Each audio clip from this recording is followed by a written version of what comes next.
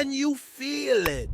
Football season is creeping closer, and things are starting to heat up in Foxborough. The Patriots kicked off their mandatory minicamp, and even though it's technically just 2 days long now, we've already seen more than enough to get excited about.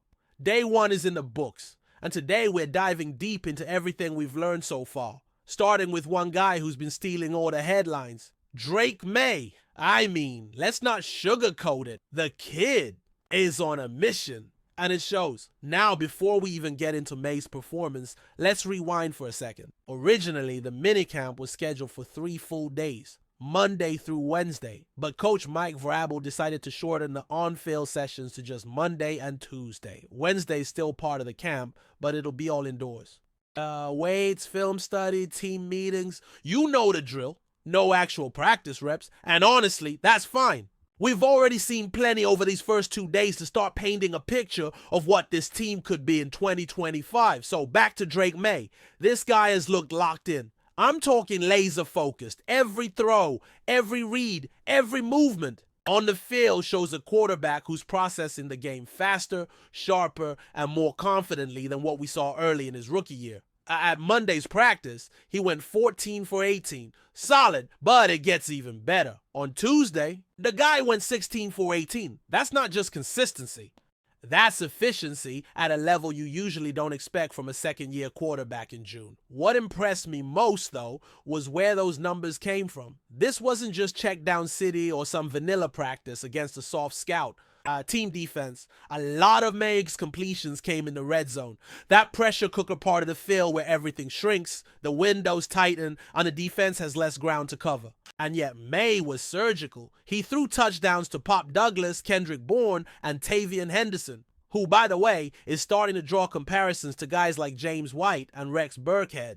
Those versatile backs who made their name inside, Foxborough by doing a bit of everything. And check this out. Drake started practice 8 for 8. I don't care if it's June or December. When your quarterback comes out that dialed in from the jump, it's a sign he's seeing the game. Well, he's adapting to this new system, and you can tell he's getting comfortable in what's being described as a very McDaniels-esque offense. There's rhythm, timing, execution, and for a guy who caught a ton of heat after that rough first minicamp where he tossed 4 interceptions, this turnaround has been incredible. Even Josh Dobbs, the veteran in the room, had a decent showing before ending his day with a pick. The undrafted rookie Ben Wooldridge struggled a bit, going just 1 for 4, but the story is all about Maye right now. In his last 2 practices, he's completed 28 of 34 passes. That's an 82.3% completion rate. No matter how you slice it, that's elite. Now look, let's not get carried away. There are no pads yet, and the defense isn't bringing full speed pressure. Guys like Harold Landry and Milton Williams might have sacked Maye a couple of times, but no one's hitting the ground. It's all about the mental reps and rhythm right now. Still, you can't help but be encouraged by what we're seeing. And one thing I absolutely love, Maye isn't shying away from testing his teammates on the other side of the ball. He's been targeting cornerbacks like Carlton Davis and Christian Gonzalez, not because he wants to show them up, but because it makes both sides better. After practice, Maye explained that he's going after those guys on purpose, because if you want to prepare for the best, you've got to practice against the best. And let's be real, Christian Gonzalez is on track to become one of the elite corners in the league. You want your young quarterback getting used to tight coverage, making tough throws, and not being afraid to challenge top-tier defenders. And that's what Drake's been doing. He said it himself. I know there's going to be quarterbacks in this league with big-time receivers that are going to go at Gonzo, go at Carlton Davis. That mindset is exactly what you want. Because when the Patriots face teams with lockdown corners, think Stefon Diggs or even a breakout like Kyle Williams, Maye has to be ready to make those big boy throws. Now, speaking of wide receivers, let's pivot to the pass-catching crew. For a second.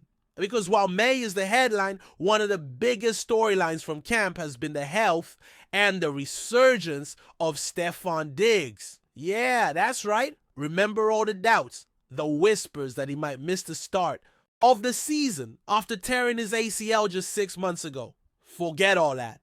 Diggs looks ready. I've seen the clips. I've watched the footwork. And I gotta be honest, you wouldn't think for a second this guy had surgery half a year ago. He's planting, cutting, exploding out of breaks.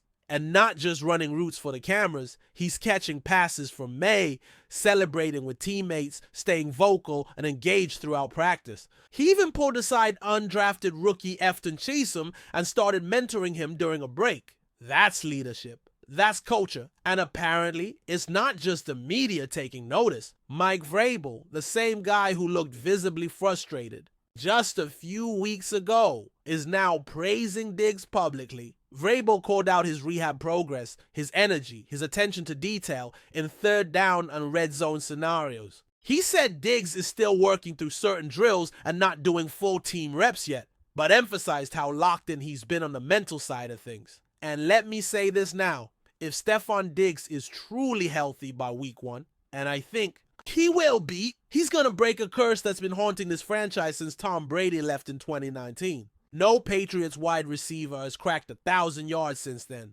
It's wild when you think about it. 17 games in a season and not one guy's hit that milestone? That's got to change. And if anyone's going to do it, it's Diggs. He's got the skill, the experience, and now, Hootie, finally, a quarterback who looks like he can consistently get him the ball. All he needs is health and opportunity. He plays 16 or 17 games. He's going over 1,000 and book it. All right, let's shift back to the trenches for a bit.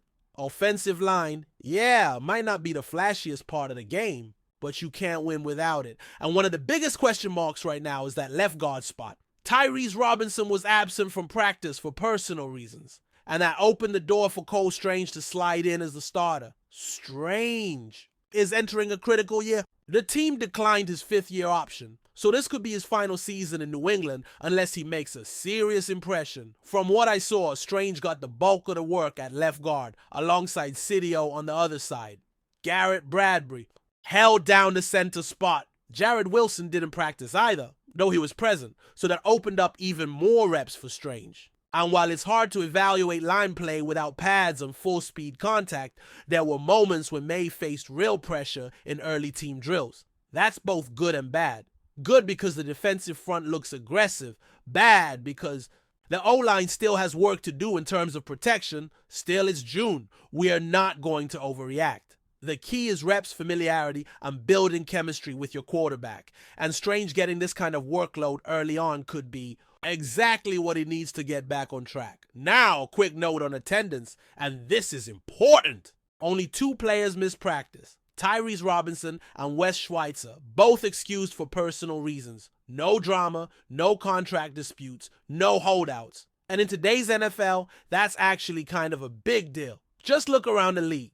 You've got big-name guys skipping practices left and right over money. But in Foxborough, everyone's either on the field or accounted for. That's a win in my book. Even Carlton Davis, who skipped voluntary workouts, was back with the team and getting reps. And speaking of guys making noise, Kyle Williams had the play of the day with a 50-yard bomb in tight double coverage. I've been hyping this kid since his college days, and everything I'm seeing so far tells me the breakout is coming. He's explosive, fearless, and knows how to high point the ball in traffic. And before we wrap this segment up, I've got to talk about kickers. Yeah, I know, not the sexiest position, but come on, we've all seen how important they are, especially in close games. And let me tell you something, the Patriots might have a hidden gem in Andy Borregales, or Andy B as I like to call him. The guy went 4 for 4 in minicamp, and in the 4 practices open to the media, he's 15 for 16 overall. That's almost perfect. The leg strength is there, the consistency is there, and if he can carry that into training camp and preseason, we might just have our next long-term answer at kicker. Parker Romo's in the mix too. And he also went 4 for 4, but right now Borregales is the one turning heads. And look, if you can hit from 55 yards out in this league, you're not just valuable, you're a weapon. Before we continue, don't forget to subscribe to Patriots Hub and give this video a like. Your support helps us keep delivering the latest updates on our New England Patriots. And don't be shy, share your thoughts on the news in the comments below. Whispers are swirling through NFL circles this week, and the latest chatter has the New England Patriots possibly pulling off one of the more surprising offseason maneuvers so far.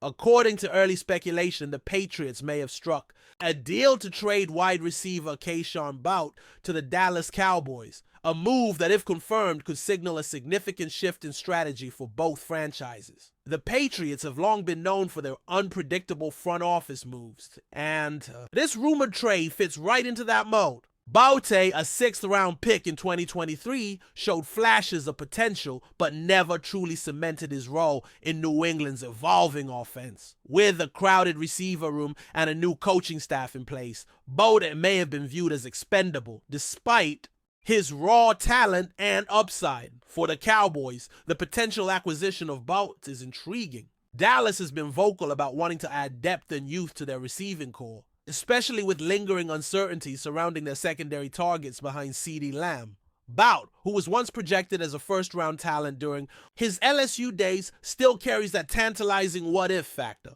Could a change of scenery and a more aggressive offensive system be the spark he needs? Of course, details remain murky. No official word has come from either organization, and it's unclear what Dallas may have offered in return. Speculation ranges from a late-round pick swap to a conditional draft selection, though nothing has been verified. What is clear, however, is that both teams are in transitional phases. The Patriots are retooling under a new regime post-Belichick, while the Cowboys continue their push to stay competitive in a stacked NFC. It's worth noting that trade rumors like these often surface in the shadows before any official confirmation. Still, the mere idea of Bouttte donning the star on his helmet has sparked plenty of debate online.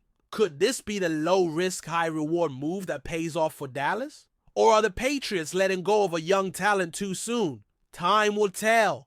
But for now, this possible Bouttte to Dallas move is one rumor that's turning heads across the league. That's it for this update. If you enjoyed the video and want to stay updated with exclusive news about our New England Patriots, be sure to subscribe to Patriots Hub and hit that like button. We can't wait to hear your thoughts in the comments. See you in the next video.